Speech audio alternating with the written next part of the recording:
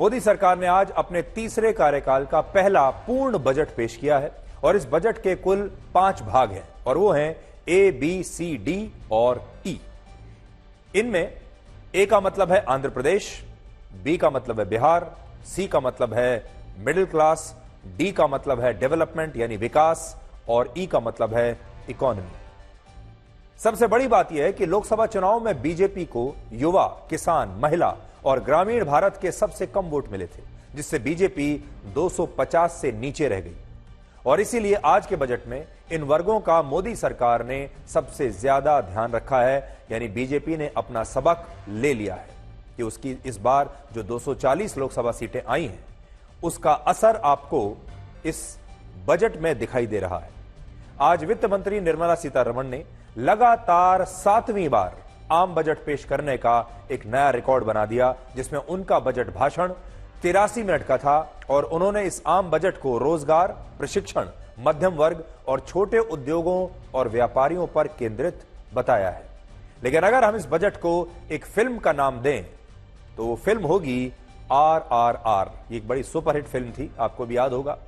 इसमें पहले आर का मतलब है रोटी, जिसमें सरकार ने देश के 80 करोड़ गरीबों को मुफ्त राशन देने से लेकर कई बड़ी योजनाओं का ऐलान किया है। तो सबसे पहले उसने सुनिश्चित किया है कि सबको रोटी जरूर मिले।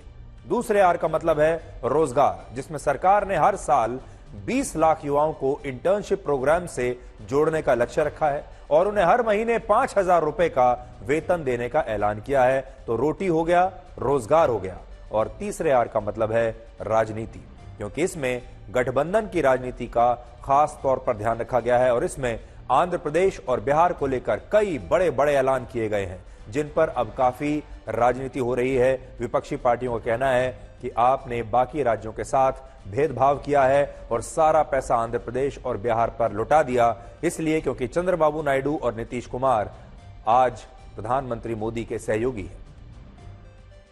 इस 48,21,000 करोड़ रुपए के बजट में अकेले बिहार और आंध्र प्रदेश को विकास परियोजनाओं के लिए लगभग 74,000 करोड़ रुपए दिए गए हैं।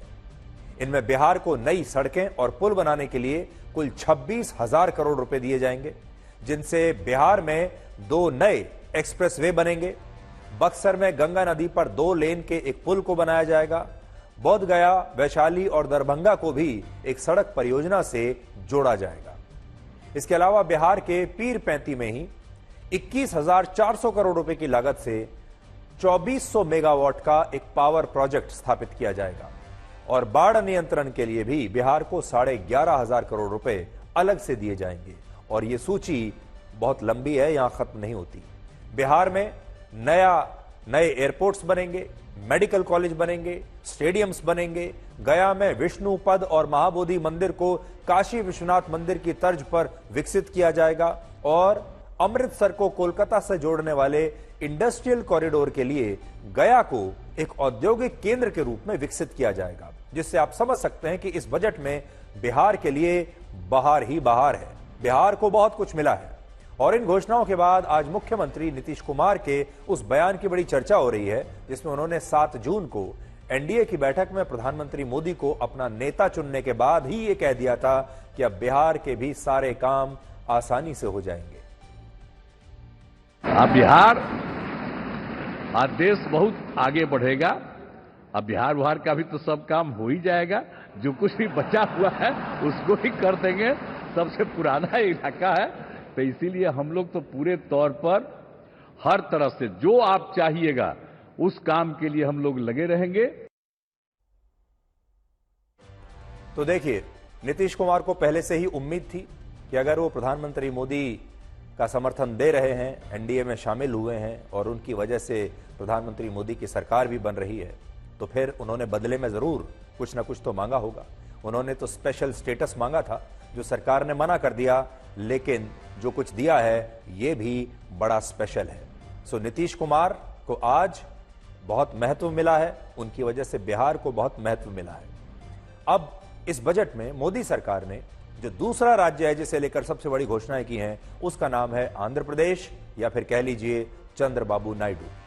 मुख्यमंत्री चंद्रबाबू नायडू जिस अमरावती को आंध्र प्रदेश की नई राजधानी बनाना चाहते हैं, उसके विकास के लिए मोदी सरकार ने 15,000 करोड़ रुपए दिए हैं, जबकि आंध्र प्रदेश पुनर्गठन एक्ट के तहत केंद्र सरकार ने अतिरिक्त सहायता देने का भी ऐलान किया है, जिसमें पानी, बिजली, रेलवे और सड़क जैसे इंफ्रास्ट्रक्चर के निर्माण के लिए केंद्र सरकार की तरफ से विशेष फंड आंध्र प्रदेश को दिए जाएंगे।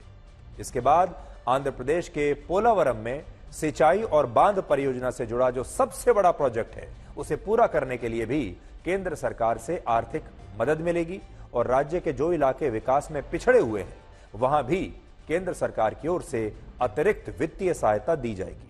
और इससे आप समझ सकते हैं कि इस बजट को 240 लोकसभा सीटों वाला बजट क्यों कहा जा रहा है, क्योंकि इसमें आपको गठबंधन की मजबूरियां भी दिखाई देती है। वर्ष 2014 में जब मोदी सरकार ने 282 सीटों वाला और फिर 2019 में जब 303 लोकसभा सीटों वाला बजट पेश किया था, तब इनमें एनडीए के घटक दलों की राज्य सरकारों के लिए कोई खास ऐलान नहीं हुए थे।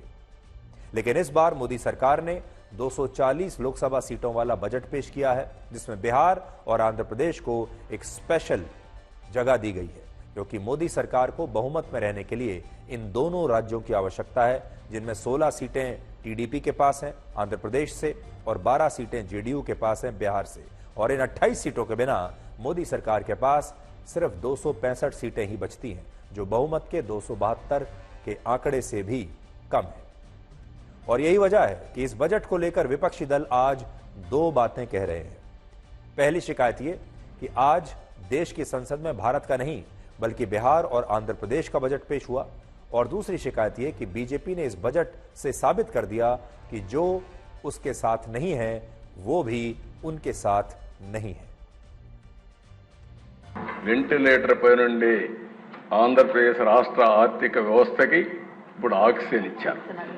ఇది ఆక్సిజన్ మాత్రమే, ఇది ప్రారంభం మాత్రమే. ఇక్కడి నుంచి మనం కూడా కష్టపడాలి,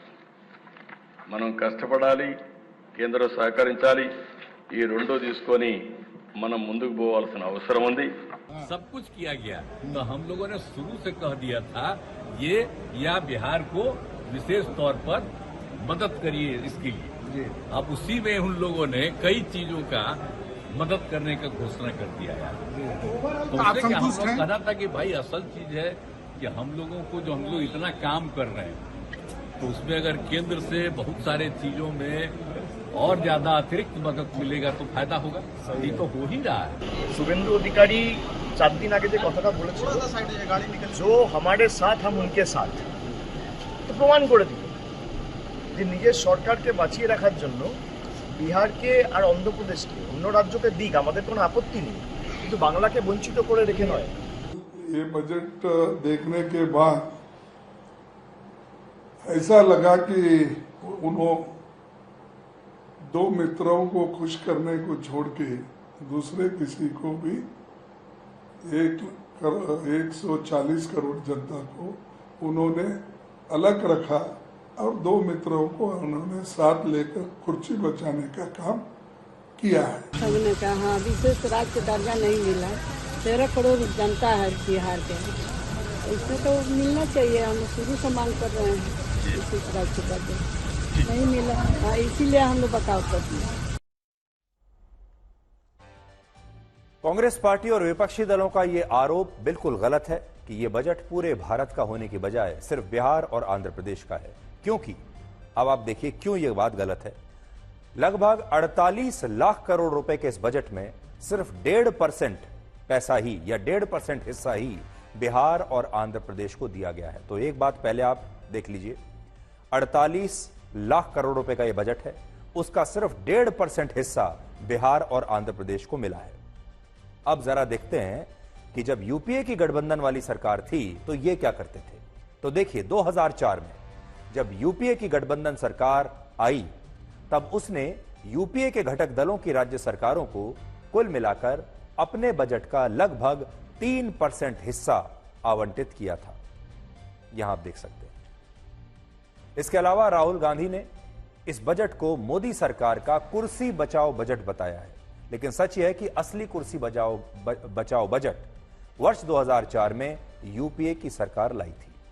उस समय वर्ष 2004 में यूपीए सरकार को बचाने के लिए कांग्रेस ने बिहार को 3,225 करोड़ रुपए का एक स्पेशल पैकेज दिया था, क्योंकि उस समय बिहार में लालू यादव की पार्टी की सरकार थी और आरजेडी के 24 सांसद यूपीए सरकार को समर्थन दे रहे थे और उस समय यूपीए सरकार में कांग्रेस के बाद दूसरी सबसे बड़ी पार्टी आरजेडी थी। लेकिन सोचिए, जिस कांग्रेस ने यूपीए सरकार को बचाने के लिए बाकी राज्यों को नजरअंदाज करके बिहार को यह स्पेशल पैकेज दिया, वही पार्टी आज मोदी सरकार पर वही आरोप लगा रही है कि उसने बाकी राज्यों के साथ भेदभाव किया, जबकि सच्चाई कुछ और है। सच यह है कि प्रधानमंत्री मोदी ने तो बिहार को विशेष राज्य का दर्जा देने से ही इनकार कर दिया, लेकिन उस समय कांग्रेस लालू यादव को बिहार के लिए स्पेशल पैकेज देने से इनकार नहीं कर पाई थी और यह बात शायद कांग्रेस के नेता आज भूल चुके हैं। सबसे बड़ा ऐलान युवाओं को लेकर हुआ है, जिस पर काफी राजनीति हो रही है। सरकार ने कहा है कि वो युवाओं के लिए एक नया इंटर्नशिप प्रोग्राम शुरू करेगी, जिसमें हर वर्ष 20 लाख और अगले 5 वर्षों में 1 करोड़ युवाओं को भारत की टॉप 500 कंपनियों में इंटर्नशिप करने के लिए नामांकित किया जाएगा और 1 वर्ष की इंटर्नशिप में इन युवाओं को हर महीने 5,000 रुपए का वजीफा सरकार की तरफ से मिलेगा, स्टाइपेंड मिलेगा, जबकि 6,000 रुपए का वन टाइम इंसेंटिव कंपनी की तरफ से दिया जाएगा। हालांकि कांग्रेस और राहुल गांधी का आरोप है कि इस योजना को मोदी सरकार ने उनके न्याय पत्र की एक स्कीम से चुरा लिया है, उसे कॉपी पेस्ट कर लिया है। कांग्रेस ने अपने न्याय पत्र में यह ऐलान किया था कि वो अगर सत्ता में आई तो एक ऐसी योजना लागू करेगी जिसमें 25 या उससे कम वर्ष के ऐसे युवाओं को सरकारी और प्राइवेट कंपनियों में 1 साल की इंटर्नशिप कराई जाएगी जो ग्रेजुएट्स हैं या जिनके पास कोई डिप्लोमा है, और ऐसे युवाओं को राहुल गांधी ने हर महीने 8,500 रुपए खटाखट देने का वादा किया था। तो राहुल गांधी तो खटाखट नहीं दे पाए 8,500 करोड़ 8,500 रुपए प्रति महीना, लेकिन अब मोदी सरकार ये पैसा देश के युवाओं को देगी। अब कांग्रेस का आरोप है कि मोदी सरकार ने राहुल गांधी के आइडिया को चुरा लिया और सरकार ने अपने बजट में उसके न्याय पत्र की योजनाओं को कॉपी कर लिया। यहां इस राजनीति को लेकर भी हम आपको 2 बातें बताएंगे।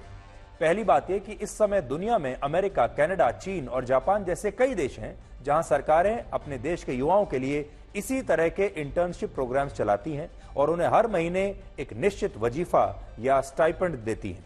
और इसलिए यह कहना कि इस तरह के इंटर्नशिप प्रोग्राम का आइडिया सिर्फ राहुल गांधी के दिमाग में ही आ सकता है, यह सही नहीं होगा, क्योंकि यह आइडिया विदेशों में पहले से ही चल रहा है।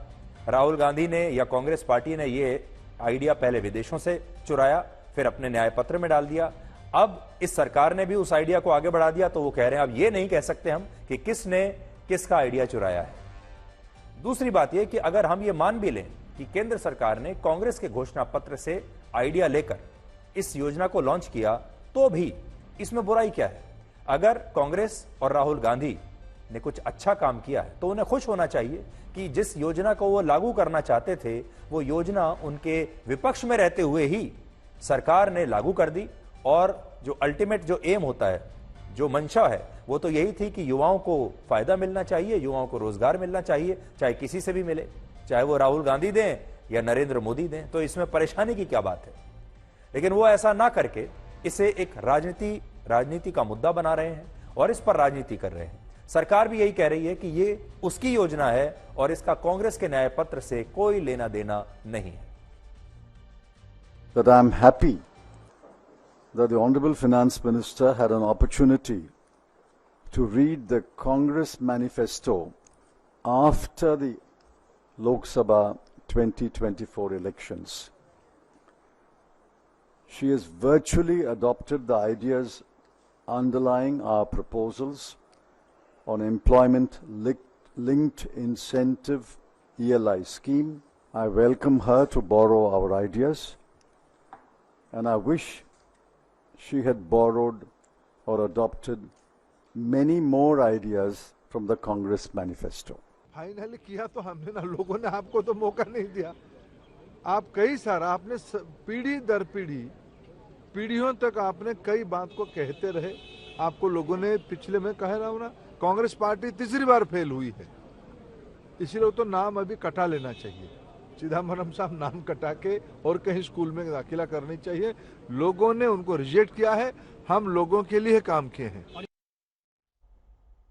तो बड़ी बात यह है कि इस लोकसभा चुनाव में जो कुछ हुआ और बीजेपी को जिस तरह 240 सीटें मिली, क्या उससे इस बार मोदी सरकार ने कुछ सीखा है? तो बड़ी बात यह है कि चुनाव में 2-3 मुद्दे थे जो मोदी सरकार के खिलाफ गए थे, जिनमें से बेरोजगारी का मुद्दा है, युवा खुश नहीं थे, महंगाई का मुद्दा था और भी कई मुद्दे थे। तो आज हम आपको यह बताएंगे कि क्या इन नतीजों से सरकार ने कोई सबक सीखा है और क्या वो सबक आपको इस बजट में दिखाई दे रहा है। तो पहला सबक तो यह है कि युवाओं को खुश रखना है, क्योंकि यही युवा आगे चलकर आपके वोटर बनेंगे और युवाओं को खुश किए बिना अब इस देश में कोई सरकार बन नहीं सकती। क्या युवा आपसे खुश हैं? तो इसलिए आज भारत के युवाओं के लिए मोदी सरकार ने एक नहीं बल्कि 7 बड़ी घोषणाएं की हैं, जिनमें पहली बड़ी घोषणा प्रोविडेंट फंड को लेकर है। तो हमारे देश के जो युवा हैं और उनके माता पिता जो हैं, परिवार के लोग हैं, वो ध्यान से सुन लें कि युवाओं के लिए क्या नया आ रहा है जिससे आपकी कुछ आमदनी बढ़ सकती है।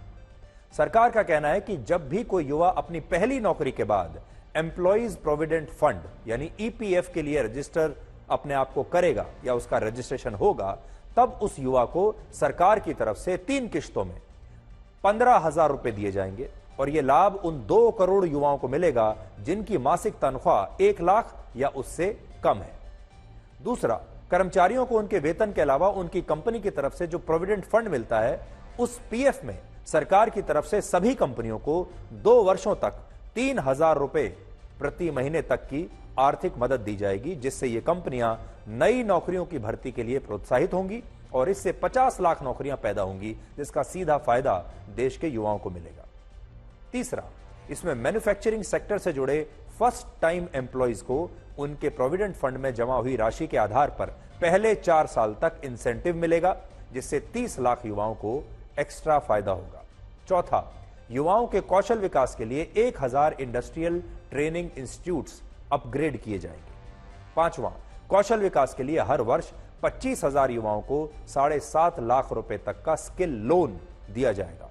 छठा, जिन युवाओं को सरकार की किसी योजना का लाभ नहीं मिलता, उन्हें भारत के शिक्षण संस्थानों में पढ़ाई करने के लिए 10 लाख रुपए तक का एजुकेशन लोन दिया जाएगा और इस लोन पर ब्याज का 3% पैसा सरकार भरेगी और इसके लिए भी ई वाउचर्स लाए जाएंगे जो हर साल 1 लाख छात्रों को मिलेंगे। और इन सभी घोषणाओं से आप समझ सकते हैं कि सरकार का पूरा जोर युवाओं को नौकरियों के लिए काबिल बनाने पर है और सरकार अब रोजगार के मुद्दे को बहुत गंभीरता से ले रही है।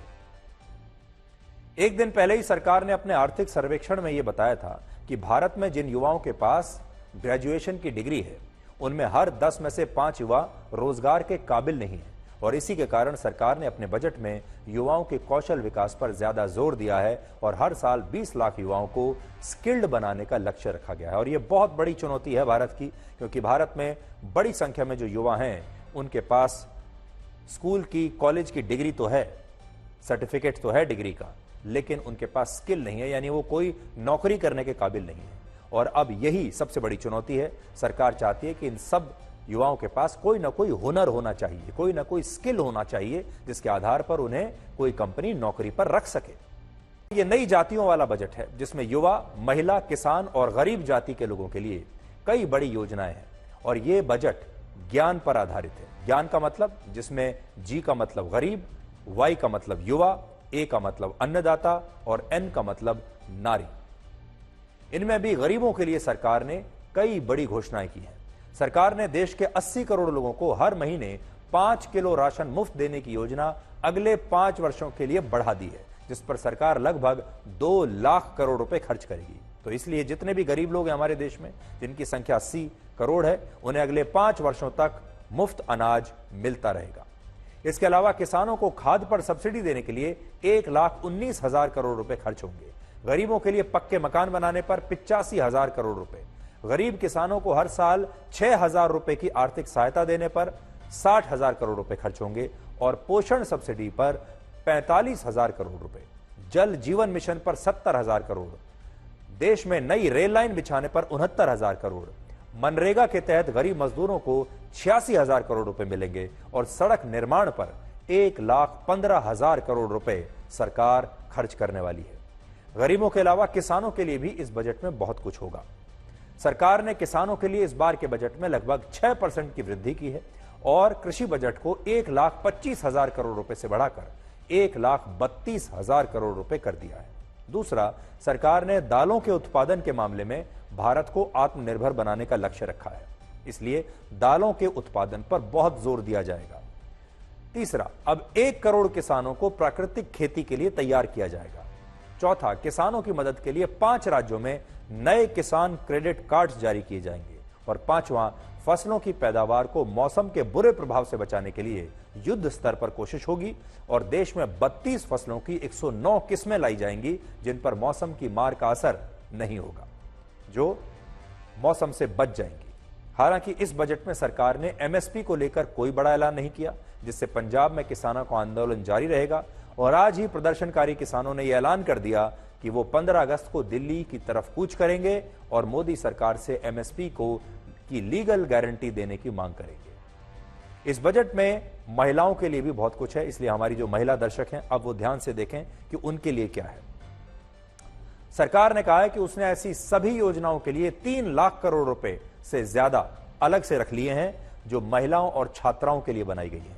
इसके अलावा सरकार ने कहा है कि वो नौकरियों में महिलाओं की हिस्सेदारी को बढ़ाने के लिए कई नए प्रोग्राम शुरू करेगी, जिनमें महिलाओं के कौशल विकास पर बहुत ज्यादा ध्यान दिया जाएगा। इसी बजट में सरकार ने 1 करोड़ घरों को हर महीने सौर ऊर्जा से बनी 300 यूनिट तक मुफ्त बिजली देने का ऐलान किया है और कुछ चुने हुए शहरों में 100 साप्ताहिक स्ट्रीट फूड हब बनाने का लक्ष्य रखा है। और प्रधानमंत्री मोदी ने कहा है कि यह देश को समृद्धि के रास्ते पर ले जाने वाला बजट है, जिससे भारत के मिडिल क्लास को ताकत मिलेगी। साथियों, ये बजट समाज के हर वर्ग को शक्ति देने वाला बजट है। ये देश के गांव गरीब किसान को समृद्धि की राह पर ले जाने वाला बजट है। ये जो न्यू मिडिल क्लास बना है, ये बजट उनके सशक्तिकरण की निरंतरता का बजट है। इन नौजवानों को अनगिनत नए अवसर देने वाला बजट है। इस बजट से शिक्षा और स्किल को नई स्केल मिलेगी। ये मिडिल क्लास को नई ताकत देने वाला बजट है। अब इस बजट में सरकार ने एम्प्लॉयमेंट लिंक्ड इंसेंटिव स्कीम की घोषणा की है। इससे देश में करोड़ों करोड़ों नए रोजगार बनेंगे। इस योजना के तहत जीवन में पहली नौकरी पाने वाले युवा की पहली तनख्वाह हमारी सरकार देगी। 1 करोड़ नौजवानों को इंटर्नशिप की योजना, इससे गांव के गरीब के मेरे नौजवान साथी, मेरे बेटे बेटी देश की टॉप कंपनियों में काम करेंगे। आज का बजट भारत को दुनिया की तीसरी सबसे बड़ी आर्थिक ताकत बनाने के उस पूरी प्रक्रिया में कैटलिस्ट का काम करेगा। विकसित भारत की एक ठोस नींव रखेगा।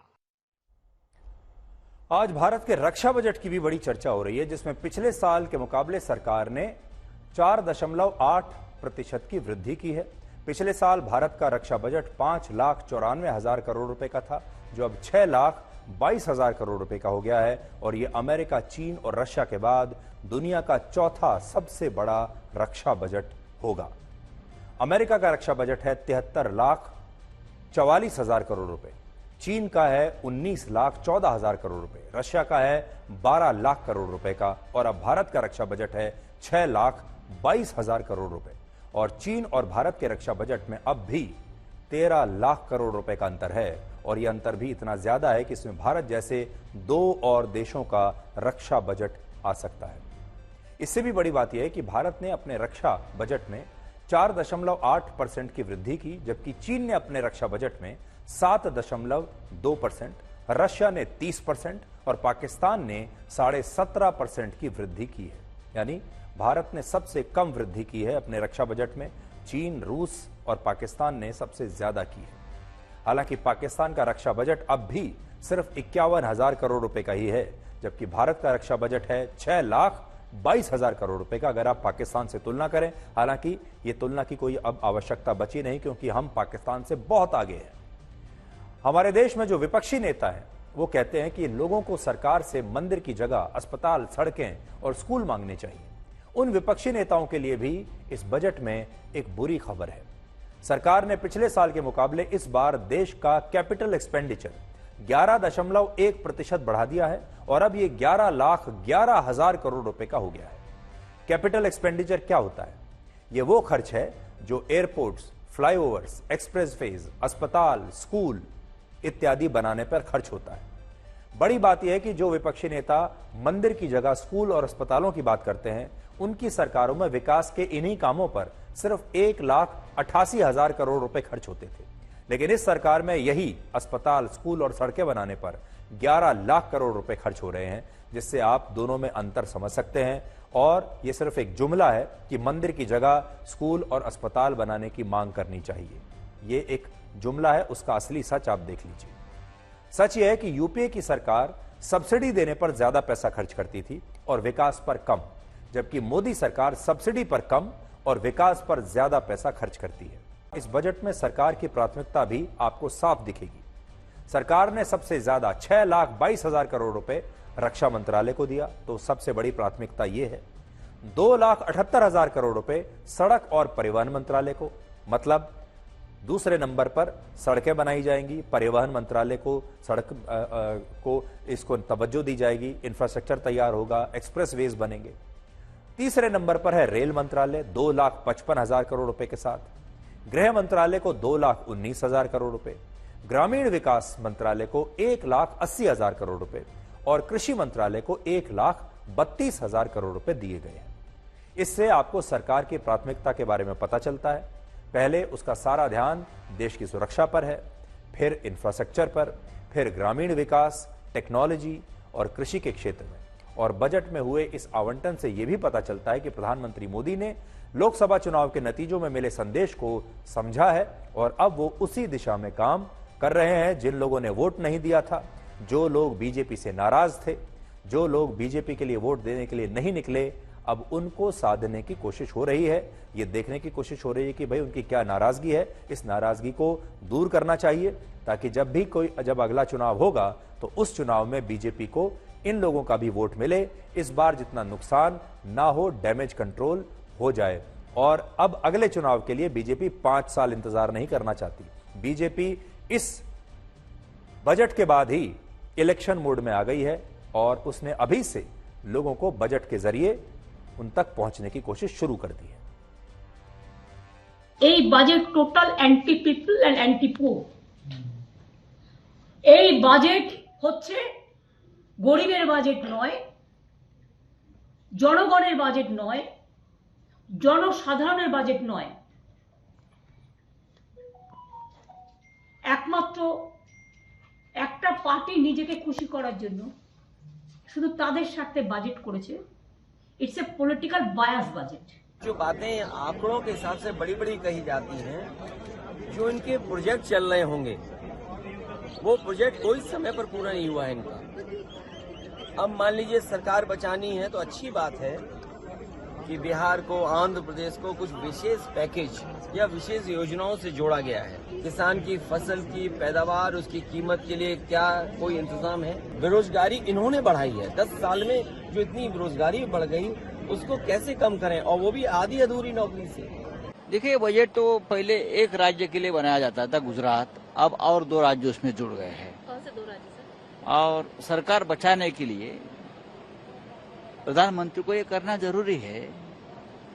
कुर्सी बचाने के लिए बजट बनता है, देश के लिए नहीं बनता है, ये हमने पहली बार देखा है। विशेष राज्य और विशेष पैकेज के बीच में या नहीं, दोनों चाहिए। और रूटीन एलोकेशन, भगवान के लिए आप लोग कम से कम रूटीन एलोकेशन को सौगात मत बताइए। उनकी खुशी, उसकी स्पेशल पैकेज अगर वो बोल रहे हैं मिल गया, मैं चाहूंगा वो साथ सार्वजनिक रूप से बैठे और इसको समझें। सड़क का एलोकेशन विशेष पैकेज नहीं होता है। अगर इतनी समझ नहीं है ना, सार्वजनिक जीवन छोड़ दें। आपको ये बताते हैं कि सरकार ने इनकम टैक्स को लेकर इस बार बड़े बदलाव क्या किए हैं मिडिल क्लास के लिए। हमारे देश में इनकम टैक्स को लेकर दो प्रणाली या दो रिजीम चल रहे हैं, जिनमें पुरानी प्रणाली को ओल्ड टैक्स रिजीम कहते हैं और नई को न्यू टैक्स रिजीम कहते हैं। सरकार ने लोगों को यह विकल्प दिया है कि वो इन दोनों में से किसी भी प्रणाली के तहत अपनी आय पर सरकार को टैक्स दे सकते हैं। और क्योंकि केंद्र सरकार चाहती है कि देश में लोग न्यू टैक्स रिजीम को ज्यादा अपनाएं, इसलिए उसने आज इस नए टैक्स रिजीम के टैक्स स्लैब्स और स्टैंडर्ड डिडक्शन में बदलाव किया है। इसे और आकर्षक बनाया है ताकि लोग इसकी तरफ आकर्षित हों।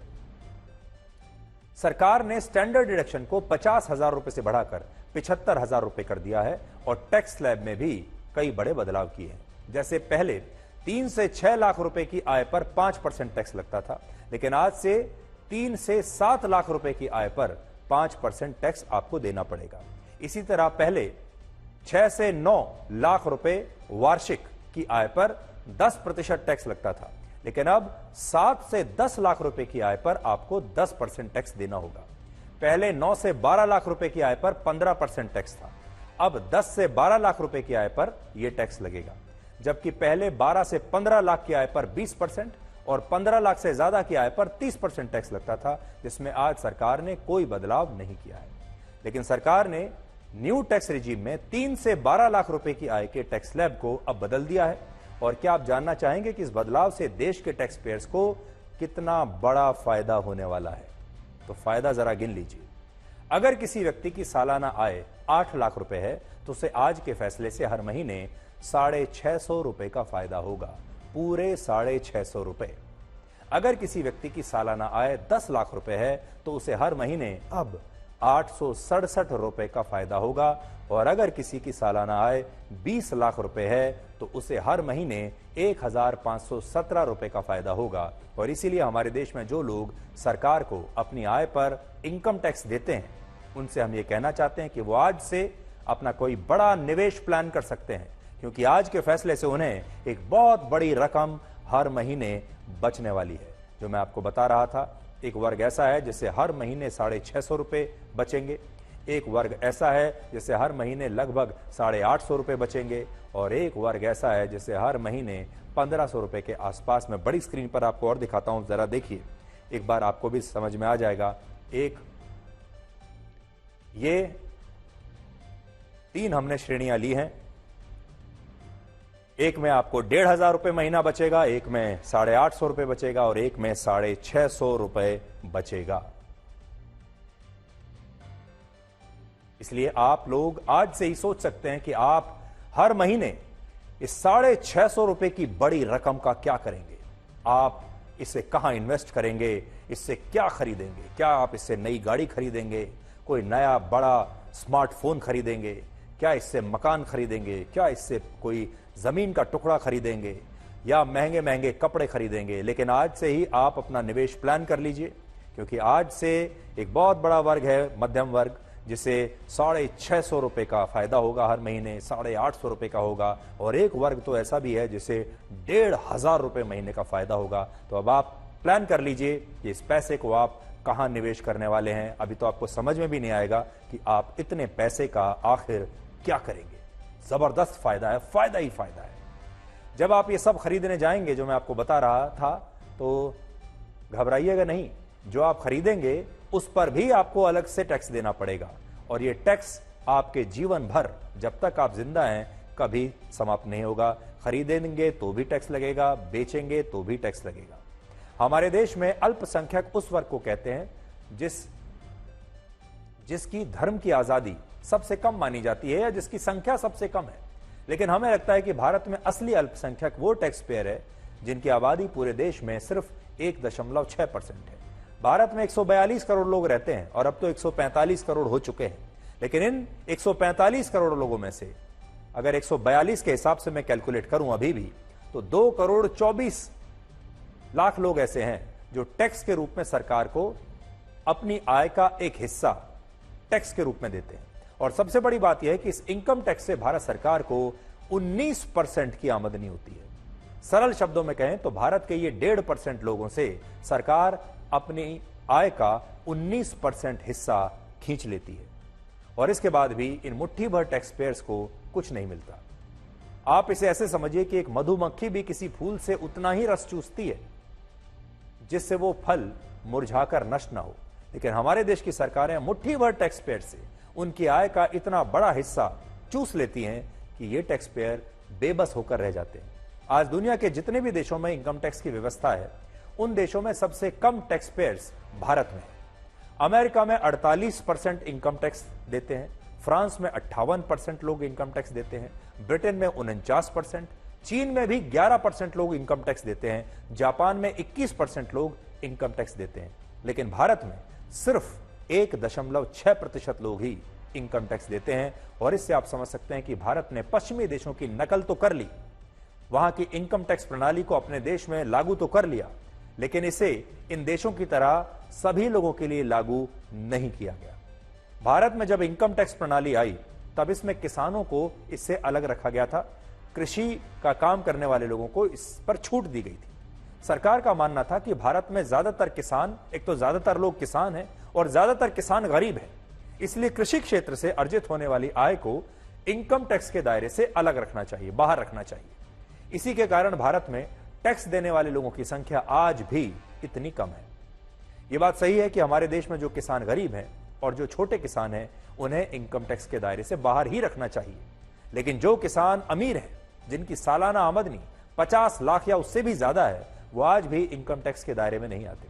और सोचिए कितनी अजीब व्यवस्था है कि यहां 8 लाख रुपए सालाना कमाने वाला एक आम आदमी सरकार को 10% टैक्स भर रहा है, लेकिन जो किसान सालाना 40 लाख रुपए, 50 लाख रुपए या करोड़ों में कमाता है, उसे सरकार को कोई टैक्स नहीं देना। और इसी का हमारे देश में कुछ लोग फायदा उठाते हैं और वो कागजों पर किसान बन जाते हैं। उदाहरण के लिए हमारे देश की संसद में 1/3 सांसद ऐसे हैं जो कहते हैं कि उनका प्रोफेशन किसान है, जो बताते हैं कि हम किसान हैं, इसलिए उन्हें इनकम टैक्स देने की आवश्यकता नहीं। 1/3 सांसद। इसके अलावा एक रिपोर्ट के मुताबिक भारत में अलग अलग क्षेत्र से आने वाले लोग अपने नाम पर कृषि भूमि दिखाकर किसान बन जाते हैं और अपना सारा टैक्स सरकार को देने से बचा लेते हैं, टैक्स की चोरी कर लेते हैं। और इन लोगों में बड़े बड़े एक्टर्स उनके परिवार के लोग भी हैं। उदाहरण के लिए हाल ही में अभिनेता शाहरुख खान की बेटी ने खेती करने के लिए जमीन खरीदी और इस जमीन के लिए रजिस्ट्रेशन के कागजों में खुद को किसान बताया। आज आप खुद सोचिए कि सुहाना खान को किसान बनने की आखिर क्या आवश्यकता पड़ी होगी। सच्चाई यह है कि हमारे देश में बहुत सारे लोग खुद को कागजों पर किसान दिखाकर अपना इनकम टैक्स बचाते हैं और यह बड़े स्तर पर होता है, सब इसके बारे में जानते हैं। और क्योंकि हमारे देश में लगभग 50% आबादी कृषि क्षेत्र से जुड़ी है, इसलिए टैक्स पेयर्स की आबादी भारत में सिर्फ 1.5% रह गई है। और इन 1.5% टैक्स पेयर्स को टैक्स देने के बाद सरकार से क्या मिलता है? शायद कुछ नहीं। हमारे देश की सरकारें इन टैक्स पेयर्स को साफ पानी और साफ हवा तक नहीं दे पाती, बिजली नहीं दे पाती 24 घंटे। जब ये लोग साफ पानी के लिए बाजार में वाटर प्यूरिफायर और आरओ खरीदते हैं और साफ हवा लाने के लिए अपने घर में एयर प्यूरिफायर खरीदने के लिए जाते हैं और बिजली के लिए इन्वर्टर खरीदकर अपने घर में रखते हैं, तो सरकार इन पर भी लग्जरी टैक्स लगा देती है, इन्हें लग्जरी आइटम मानती है और 18% इन टैक्स पेयर से दोबारा वसूल लेती है, क्योंकि ये लग्जरी आइटम है। अब आप सोचिए, एक व्यक्ति जो सारे टैक्स भरता है, इनकम टैक्स देता है, लेकिन सरकार उसे साफ हवा नहीं दे पाती, प्रदूषण चारों तरफ प्रदूषित हवा दे रही है। और जब वो इससे बचने के लिए खुद का इंतजाम करता है और इस तरह का वाटर एयर प्यूरिफायर अपने घर के लिए खरीदता है, उस पर 18% जीएसटी है, क्योंकि सरकार इसे भी लग्जरी आइटम मानती है। अगर सरकार साफ पानी नहीं दे पा रही, आप में से बहुत सारे लोगों ने अपने घरों में किचन में आरओ लगा रखा होगा, क्योंकि आप साफ पानी की व्यवस्था खुद कर रहे हैं, उस पर भी सरकार अलग से आपको 18% टैक्स और ले लेती है। और अगर सरकार आपको 24 घंटे बिजली नहीं दे पा रही और आप उससे भी बचने के लिए इन्वर्टर लेने जाते हैं, उस पर भी 18% टैक्स है। जबकि अगर आप टैक्स पेयर हैं तो सरकार का इतना कर्तव्य तो बनता ही है कि कम से कम आपको साफ पानी पिला दे, साफ हवा दे दे और 24 घंटे आपके घर में बिजली भी आ जाए। लेकिन आप समझ लीजिए कि इन तमाम चीजों पर भी सरकारों को 18% जीएसटी हमारे देश के टैक्स पेयर दे रहे हैं। और इससे आप समझ सकते हैं कि हमारे देश में इनकम टैक्स की व्यवस्था कुछ लोगों के लिए अन्याय से कम नहीं है। हमारे देश के टैक्स पेयर्स पहले अपनी इनकम पर टैक्स देते हैं, फिर जब वो बाजार से कोई उत्पाद खरीदते हैं तो फिर अलग से सरकार को टैक्स देते हैं उस पर। शिक्षा पर टैक्स देते हैं, दवाइयों पर टैक्स देते हैं, खाने पीने के सामान पर। जब लोग मर जाते हैं तब कफन खरीदने से लेकर लकड़ियों पर भी टैक्स देते हैं। और इस तरह से ये टैक्स आपके जन्म से शुरू होता है और आपकी मृत्यु तक चलता रहता है। और सरकारें भी टैक्स में मिलने वाले पैसे को सही जगह पर नहीं लगा पाती। अगर आप जो टैक्स दे रहे हैं, जो इस देश का टैक्स पेयर दे रहा है पैसा, अगर उसका अच्छी जगह इस्तेमाल हो रहा होता तो उसको भी खुशी होती। लेकिन वो टैक्स का पैसा भी बर्बाद हो जाता है। उदाहरण के लिए वर्ष 2004 में जब यूपी की सरकार ने बिहार को 3,225 करोड़ रुपए का ये स्पेशल पैकेज दिया, तो ये पैसा कहां से आया था? सरकार का पैसा ये कहां से आया? सरकार का पैसा आया टैक्स पेयर्स की जेब से। टैक्स पेयर से लिया और 3,500 करोड़ रुपए बिहार को दे दिए। लेकिन सोचिए इस पैसे का बिहार में क्या हुआ? आज बिहार में पिछले 1 महीने में 15 पुल ध्वस्त होकर गिर चुके हैं, क्योंकि इनमें भ्रष्टाचार किया गया था। इससे आप समझ सकते हैं कि टैक्स पेयर्स का जो पैसा ऐसे पुल, सड़क, एयरपोर्ट्स, रेलवे स्टेशन पर, इंफ्रास्ट्रक्चर पर खर्च हो रहा है, वो इंफ्रास्ट्रक्चर असल में सबसे बड़ा फ्रॉड है। हमने थोड़े दिन पहले आपको दिखाया भी था। उसी पैसे से तो ये पुल बने थे, जो अब 1 ही महीने में 15 पुल गिर गए। इसका मतलब जनता टैक्स पेयर का जो पैसा लिया गया उसे कॉन्ट्रैक्टर्स खा गए, नेता खा गए, और बाकी के जो लोग हैं ये पैसा उनकी जेब में चला गया। अब आप ये भी सोचिए कि हमारे देश का टैक्स पेयर पैसा देता है, उस पैसे से सड़क बनती है, लेकिन वो सड़क एक बारिश में टूट जाती है। उससे एयरपोर्ट बनता है। एयरपोर्ट अभी हाल ही में आपने देखा होगा कैसे बारिश के बाद एक एक करके हमारे देश के कई एयरपोर्ट्स की छतें गिर गई थी। ये उससे बनता है। पुल आपने देख लिए वो कैसे गिर रहे हैं। ये सारा उस टैक्स पेयर की जेब से जा रहा है पैसा, जिससे ये सब स्टैंडर्ड सामान बनता है, और ये असल में पैसा भ्रष्टाचार के जरिए किसी और की जेब में चला जाता है। तो एक बहुत बड़ा विषय है जो आज हम देश के सामने रख रहे हैं। इंफ्रास्ट्रक्चर जो बनता है देश के लोगों के पैसे से बनता है, कम से कम उसे तो मजबूत बनाइए। कम से कम ऐसा इंफ्रास्ट्रक्चर तो बनाइए जो कम से कम 10, 20, 25, 50 साल तो चले। ऐसा कैसे हो सकता है कि वो इंफ्रास्ट्रक्चर 1 साल में एक बारिश को भी बर्दाश्त नहीं कर पाता? और पैसा सरकारें हर महीने, हर साल बिना नागा हमारे देश के लोगों से लेती चली जाती हैं, एक बार भी डिस्काउंट नहीं करती। अब आपको बताते हैं कि आज के बजट में क्या सस्ता हुआ है और क्या महंगा, जल्दी से जान लीजिए। Electric car, solar set, lithium battery, mobile phone, mobile battery, cancer की दवाइयां, सोना, चांदी, प्लेटिनम, कपड़े, जूते, एक्सरे उपकरण, कॉपर से बना सामान, चमड़े का सामान, मछली, 25 जरूरी खनिज सस्ते हुए, क्योंकि इन कम कस्टम ड्यूटी और दूसरे इन पर टैक्स कम कर दिए गए हैं। जबकि प्लास्टिक का सामान, हवाई सेवाएं, सिगरेट, मेट्रोकेमिकल्स, अमोनिया नाइट्रेट और पीवीसी अब इसके बाद महंगा हो जाएगा।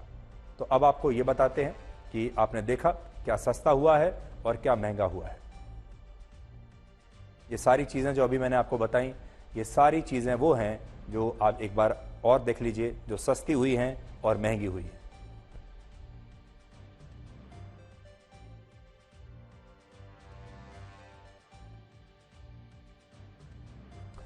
तो हमने सरल शब्दों में आपको आज के बजट के बारे में सब कुछ बताने की कोशिश की, और अब इस बजट का आपके जीवन पर असर धीरे धीरे होना शुरू हो जाएगा।